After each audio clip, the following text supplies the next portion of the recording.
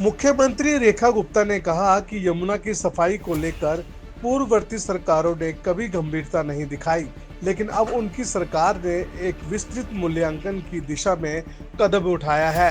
CM के मुताबिक drone technology के माध्यम से यमुना में गिरने वाले सभी इनलेट का विश्लेषण किया जा रहा है ताकि उनकी स्थिति को समझा जा सके और उन्हें बेहतर किया जा सके। अगर आपको याद हो कि कुछ सालों तक ये लाल किले के पीछे का जो इलाका था वो बहुत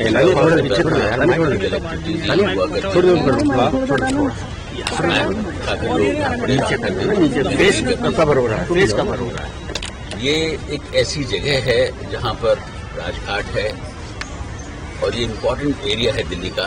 पुरानी दिल्ली का बहुत बड़ा इलाका यहाँ पर है, जामा मस्जिद यहाँ पर है।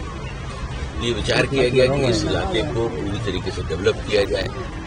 ये एरिया जो था पहले पीडब्ल्यूडी के पास था, भारत सरकार से रिक्वेस्ट करके इसको डीडी को गिराया गया और उसके बाद इसका डेवलपमेंट का प्लान।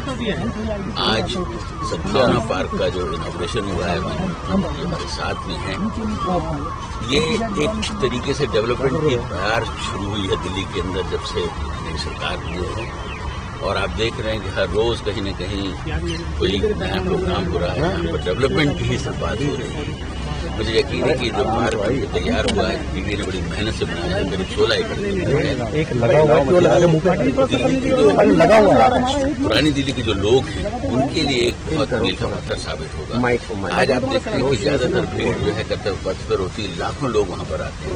उसका कारण है कि दिल्ली के अंदर वो स्पेसेस बहुत कम है जहाँ लोग जाएं और अपनी फैमिली के साथ बैठें और ड्रिंक कर सकें। यहाँ पर रेस्टोरेंट भी बन रहे हैं। उसके साथ साथ आपने ये जो पूरा पाथ देखा है वॉकवे है, पूरा करीब 2 किलोमीटर आप स्ट्रेट वॉक कर सकते हैं। गार्डन बन रहे हैं। अभी माननीय मुख्यमंत्री जी ने बताया कि यहाँ एक छोटी सी प्रॉब्लम थी, उसको भी हम सॉल्व करने के लिए बीजेपी की एक लाइन यहाँ से जा रही है, उसको भी हटा दिया जाएगा। तो कोशिश ये है कि जल्दी से जल्दी दिल्ली के लोगों को एक स्वच्छ हवा, स्वच्छ माहौल में उठने बैठने की स्पेस क्रिएट की जाए। आपने जो देखा है कि यहाँ पर जो हॉर्सेज लगे हुए हैं या आर्टिफैक्ट जो भी लगे हुए हैं वो राजस्थान और उड़ीसा से लाए गए हैं। उनको स्पेशली चूज किया गया है और लगाया गया है। तो कोशिश यही है कि हम कितनी जल्दी दिल्ली को एक बहुत सुंदर नगरी बनाने में सफल हों। इसी के प्रयास चल रहे हैं और मुझे यकीन है कि माननीय मुख्यमंत्री जी जिस तरीके से काम कर रहे हैं दिल्ली के अंदर, आने वाले समय में बहुत सारे ऐसे प्रोग्राम जो हैं होने वाले हैं। इसी मंथ में ही कई प्रोग्राम स्टार्टेड हैं जो कंप्लीट हो रहे हैं, उनको भी इनोग्रेट किया जाएगा। मैम जब इनोग्रेशन हो रहा था आप बार बार वहाँ यमुना का जिक्र कर रही थी कि पहले यमुना यहाँ तक है, लेकिन शायद विकास का कारण था अवहेलना सरकार। देखिए बहुत ही एक अच्छा टाइम दिल्ली का शुरू हुआ है। मुझे लगता है जहाँ अलग अलग लेवल पे कवर हो रहा है सभी पूरे होटो पे सरकारें दिल्ली को विकसित दिल्ली बनाने में, स्वच्छ दिल्ली, सुंदर दिल्ली बनाने में जुट गई है। और जहां केंद्र सरकार कार्य कर सकती है वहां केंद्र सरकार पूरी मदद कर रही है। जहां पर दिल्ली सरकार का कार्य है, दिल्ली सरकार 24/7 अपने कार्यों को कर रही है। और जहां नगर निगम की जो जिम्मेदारियां हैं नगर निगम भी निभाने में लग गई है। तो मैं ये समझती हूँ कि जब हर व्यक्ति ये समझ ले कि ये शहर मेरा है, इसे मुझे खूबसूरत बनाना है, स्वच्छ बनाना है, तो उसके बाद कोई प्रश्न नहीं रह जाता कि यहाँ डेवलपमेंट ना हो पाए। और एक सुंदर दिल्ली, विकसित दिल्ली का जो सपना हमने देखा है अपनी जनरेशन्स के लिए, मुझे लगता है कि इन 5 सालों में दिल्ली का चेहरा इस कदर खूबसूरत होगा कि सभी लोग सोचेंगे कि जो निर्णय दिल्ली के लिए लिया वो बहुत ही सुंदर था और दिल्ली एक अलग विकास की पथ पे चल पड़े। मैम रीडेवलपमेंट की बात हो रही है, पार्क्स का रीडेवलपमेंट हो रहा है, यमुना की रीडेवलपमेंट को लेकर भी सरकार बहुत सारी चीजों को लेकर आ रही है। कुछ उसमें अपडेट अगर मिल पाए कि क्या कुछ होने वाला है यमुना की ये ड्रोन से सर्वे और STPs पे और काम करना। मैंने पहले भी जिक्र किया कि यमुना सफाई को लेकर के पिछली सरकारें सीरियस ही नहीं थी।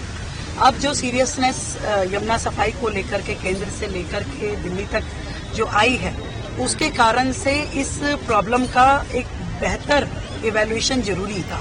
तो इसीलिए ड्रोन के द्वारा पूरी यमुना में जितने भी नाले गिरते हैं उनका कैलकुलेशन, उनके अंदर कितना पानी बह रहा है उसके अंदर कितना सिल्ट है, उनको किस तरीके से और बेहतर किया जा सकता है, क्योंकि पिछले 3 महीने में लगभग 20 लाख मीट्रिक टन डीसिल किया गया है इन नालों को। और अभी ये रास्ता बहुत लंबा है और बहुत सारे नाले ऐसे हैं जो उनको देन एंड देयर वहीं पे ही एसटीपी लगा करके टैप किया जाना चाहिए था। तो अब हम उस काम की ओर शुरू हुए हैं। अभी 40 डिसेंट्रलाइज एसटीपी को हमने मंजूरी दी है। 4000 करोड़ रुपए से परियोजनाओं पे काम शुरू हुआ है। जो वर्तमान एसटीपी थे उनको भी हमने रिवाइवल के लिए बहुत सारे काम शुरू कर दिए हैं। तो लगभग जब ये काम शुरू हो जाएगा और उसके बाद में सभी नाले बेहतर हो जाएंगे, उनका पानी जो है उसका बीओडी लेवल ठीक करके यमुना में छोड़ा जा पाएगा। मैं समझती हूँ कि उस दिन से एक्चुअल में यमुना की सफाई का काम शुरू हो पाएगा। तो हम कल दिल्ली सरकार लगी है, काम कर रही है। हम कल एलजी सर ने भी पुनर्गठन के लिए जो मेंबर्स थे यमुना को लेकर फ्लड एंड इरिगेशन के लिए उनको दोबारा परमिशन उनको दिया है कि दोबारा पुनर्गठन होगा। तो क्या ये माना जाए कि जमीन से लेकर ऑफिसर लेवल तक हर एक लोगों को इन्वॉल्व किया जा रहा है, जो कि लक्ष्य रखा गया यमुना के लिए? देखिए, हमने जब इस पूरे प्रोसेस को रिवाइव किया तो देखा कि बीसीओ कमेटियां बनी हुई थी जो केवल अपने अपने लेवल पे बैठती होंगी, परंतु वो काम जो एक होलिस्टिक अप्रोच के साथ होना चाहिए, इंटीग्रेटेड अप्रोच के साथ होना चाहिए, वो नहीं हो पा रहा था।